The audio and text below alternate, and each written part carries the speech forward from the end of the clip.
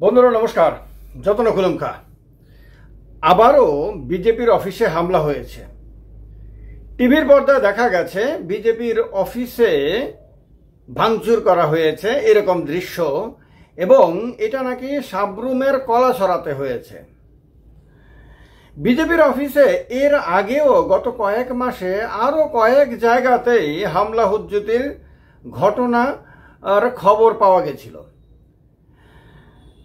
এখন কেউ কেউ বলছে যে এগুলো বাইরে থেকে অন্য কোনো দলের অথবা অসামাজিক দুষ্কৃতীরা এই ঘটনাগুলো করছে। আবার কেউ কেউ বলছে, বা অনেক ক্ষেত্রে অনেক পত্র পত্রিকার সংবাদেও বলা হচ্ছে যে এগুলোর কোনোটার ক্ষেত্রে বিজেপির আভ্যন্তরীণ গোষ্ঠী কোন্দলের কারণে এক গোষ্ঠীর ওপর অসন্তুষ্ট হয়ে আরেক গোষ্ঠীর লোকরা এই কাণ্ডগুলো করছে।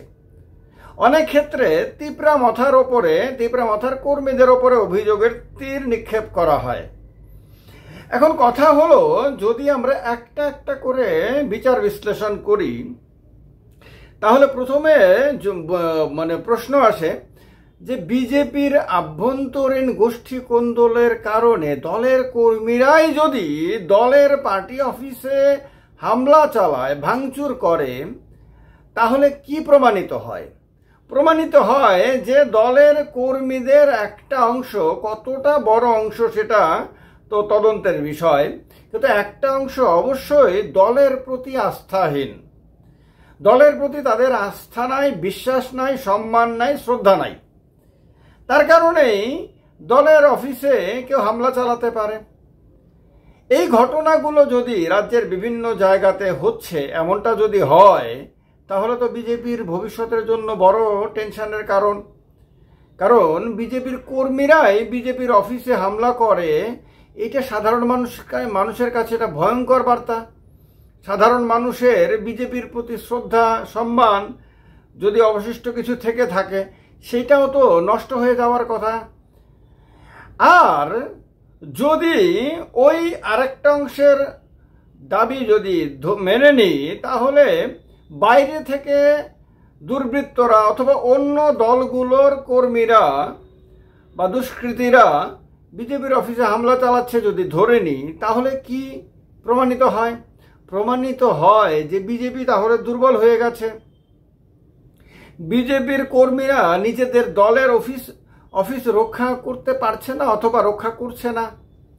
যে দলের কাছে রাজ্যে 40 লক্ষ মানুষের মধ্যে প্রায় 11-12 লক্ষ সদস্য রয়েছে, সেই দলের পার্টি অফিসে অন্য দলের লোকরা হামলা চালানোর কথা তো কল্পনাতেই পর্যন্ত আনার কথা না।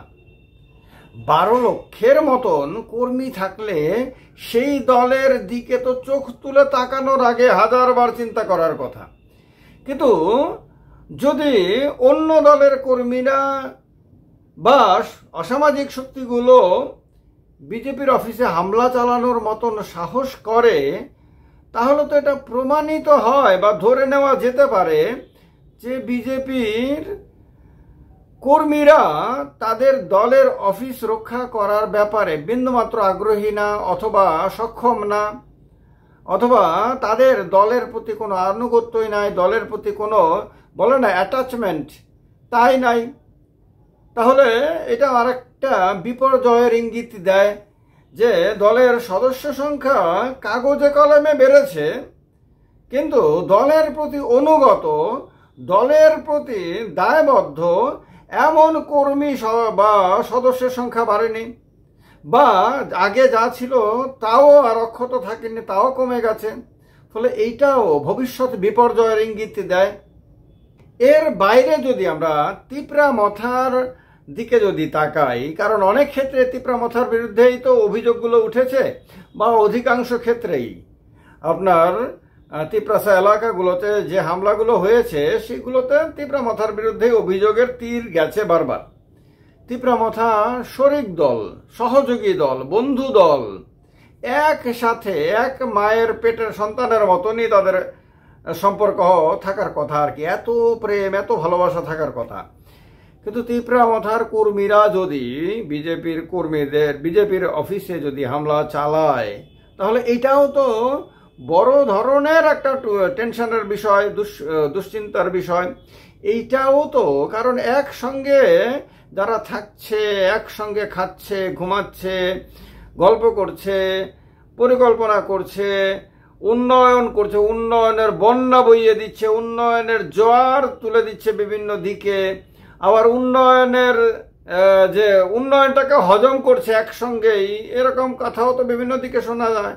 তারাই যদি একে অপরের পার্টি অফিসে হামলা চালায়, যদি একে অপরের কথাটাও এখানে বোধহয় ঠিক হবে না, কারণ বিজেপির ছেলেরা তিপ্রামথার পার্টি অফিসে হামলা চালানোর কথা ভাবতেও তাদের পেটের মধ্যে নাড়ি বুড়িগুলো এভাবে নাড়াচাড়া করবে, অর্থাৎ আমাশা হয়ে যাবে, পেট খারাপ হয়ে যাবে, হার্টবিট ধুমধুম ধুমধুম এরকম করতে থাকবে।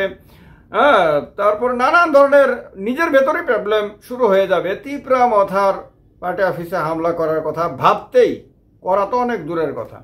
তিপ্রামথার লোকরা বিজেপি অফিসে হাসতে হাসতে আনন্দের সঙ্গে মানে গল্প করতে করতে গিয়ে হামলা চালাতে পারে বলে মানুষের মনে হয়, কারণ এরকম ঘটনার অভিযোগ তো বারবার উঠেছে। অনেক সময় তিপ্রামথার কর্মীদের হাত থেকে প্রাণ বাঁচাতে নাকি বিজেপির নেতারা দৌড়াতে দৌড়াতে গিয়ে গাড়িতে উঠেছে, এরপরে গাড়ি 100, 120, 130 এরকম স্পিডে আপনার আগরতলার দিকে আপনার দৌড়ে পালিয়ে এসেছে। তো এরকম কথাগুলো মানুষ খুব রসিকতার সঙ্গে বলে, কিন্তু শাসক দল, যে দলের কাছে একটা আস্ত মন্ত্রিসভা আছে, যে দলের কাছে যেমন মন্ত্রিসভা আছে, মন্ত্রিসভার কাছে আবার পুলিশ আছে, টিএসআর আছে, বিভিন্ন আধা সামরিক বাহিনীগুলো আছে, প্রশাসন আছে, সব কিছু আছে।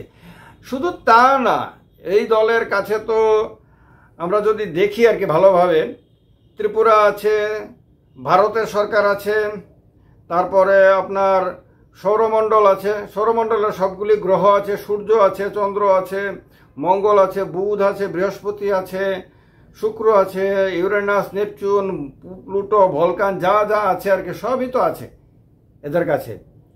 তারপরে ওই এদের পার্টি অফিস আক্রান্ত হয়, ভাঙচুর হয়। মানুষ তো অন্য কিছু দেখতে দেখতে অভ্যস্ত হয়েছিল, মানুষ তো অন্য খবর শুনতে শুনতে অভ্যস্ত হয়ে গেছিল। মানুষ তো বুঝতে পেরেছিল গত কয়েক বছরে শক্তিশালী দল কাকে বলে, আর শক্তিশালী দল যদি কোনো রাজ্যে থাকে তাহলে সেই রাজ্যের মানুষ, নিরস্ত্র মানুষের কি দুর্দশা বা কি দশা হয় সেটা তো মানুষ দেখেছিল গত কয়েক বছরে। এখন কি দেখছে? উলট পুরাণ হয়ে যাচ্ছে, উল্টো পাল্টা হয়ে যাচ্ছে সমস্ত হিসাব নিকাশ। এবং যখন বিধানসভা নির্বাচনের কথা এখন থেকে মানুষ ভাবতে শুরু করেছে, তখন এই ধরনের খবরগুলো শাসক দলের প্রতি মানুষের যে ভয়টা, মানুষের যে আতঙ্কটা, সে আতঙ্কটা তো মানুষের মন থেকে দূর করে দেবে। মানুষ তো আর শাসক দলকে আর ভয় পাবে না, শাসক দলের কথা ভাবলে আর পেটে মোচড় দেবে না, আর টেনশন শুরু হবে না, আর আতঙ্কিত হবে না। তাহলে রাজনীতির চিত্রটা তো চেঞ্জ হয়ে যেতে পারে, বদলে যেতে পারে। তাহলে এই ঘটনাগুলো আমার মনে হয় শাসক দলকে খুব গম্ভীরভাবে ভাবতে হবে।